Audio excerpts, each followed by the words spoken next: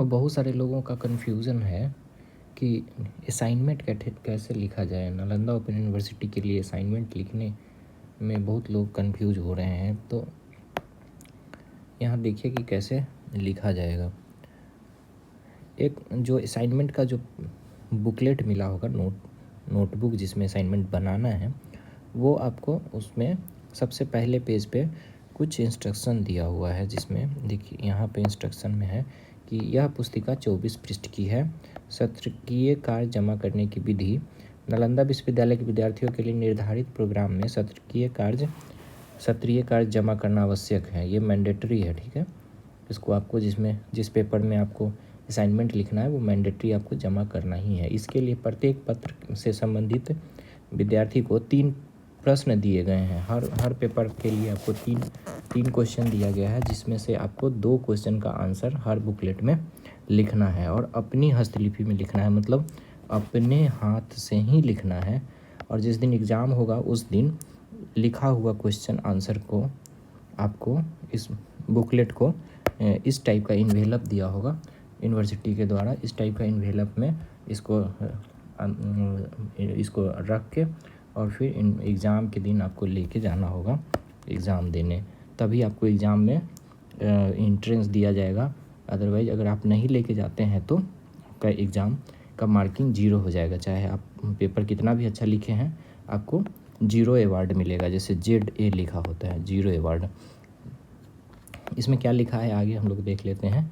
तो इसमें है कि विश्वविद्यालय द्वारा दी हुई सत्रीय कार्य पुस्तिका में ही यह लिखना है, ठीक है। विद्यार्थियों से आग्रह है कि वे प्रत्येक पत्र के लिए दिए गए निर्देश के अनुसार स्व अध्ययन, स्व विवेक और अपनी प्रतिभा के अनुसार 2 प्रश्नों का उत्तर अपने हस्तलिपि में लिखें, ठीक है। इसमें कहीं से कॉपी नहीं करना है, कहीं से आप चोरी नहीं कर सकते हैं या कहीं से कॉपी नहीं कर सकते हैं। अगर ऐसा पाया जाता है तो यूनिवर्सिटी के द्वारा फिर से वही 0 अवार्ड दे दिया जाता है, 0 मार्क्स दे दिया जाता है। यह कार्य उन्हें अपने घर में रह के करना है, ठीक है।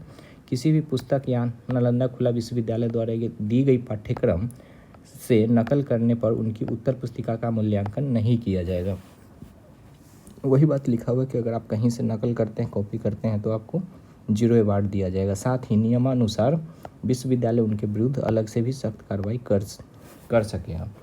विद्यार्थियों से अनुरोध है कि सत्रीय कार्य की उत्तर पुस्तिका तथा उसके लिफाफा पर वे अपना नाम, नामांकन संख्या तथा पत्र संख्या अवश्य लिखें। नामांकन संख्या गलत होने पर सत्रीय कार्य की उत्तर पुस्तिका का मूल्यांकन नहीं किया जाएगा। प्रत्येक पत्र के सत्रीय कार्यालय को अलग अलग लिफाफा में डालकर सील कर दें और सील बंद लिफाफा को वे संबंधित पत्र की लिखित परीक्षा के दिन अपने साथ परीक्षा केंद्र पर लेकर आए। अर्थात जिस दिन प्रथम पत्र की लिखित परीक्षा है उस दिन प्रथम पत्र, द्वितीय पत्र के दिन द्वितीय पत्र, इस तरीके से जिस पेपर का एग्ज़ाम है उस पेपर का आप लेके जा सकते हैं। अब लिखना कैसे है, असाइनमेंट कैसे लिखना है, तो सबसे पहले देखिए ये असाइनमेंट लिखने का तरीका है कि यहाँ पे क्वेश्चन लिखते हैं हम। ये क्वेश्चन हमने लिख दिया है यहाँ पे और उसके बाद उसका ये आंसर लिखा है, ठीक है। 3-4 पेज का आंसर होगा। कुछ इमेज अगर बनाना है, आप डायग्राम बनाना चाहते हैं तो इस तरीके से बना सकते हैं। ये क्वेश्चन नंबर 1 है और ये पेज 2 है, 3 है, ठीक है। उसके बाद पेज 4 है, पेज 5 है, पेज 5 यहाँ तक लिखा हुआ है क्वेश्चन नंबर 1 का आंसर यहाँ तक, ठीक है। अब यहाँ से जो है नेक्स्ट क्वेश्चन स्टार्ट हो रहा है। यहाँ से नेक्स्ट क्वेश्चन लिखा है, उसका क्वेश्चन का हेडिंग लिखा है और फिर ये अगला क्वेश्चन यहाँ पे लिखा हुआ है, ठीक है।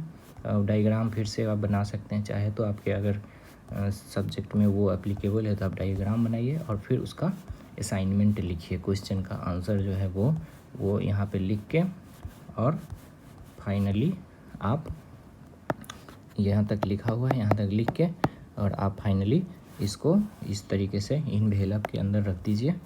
ये इन्वेलप के अंदर रख दीजिए और इसको पेस्ट कर लीजिए इन्वेलप के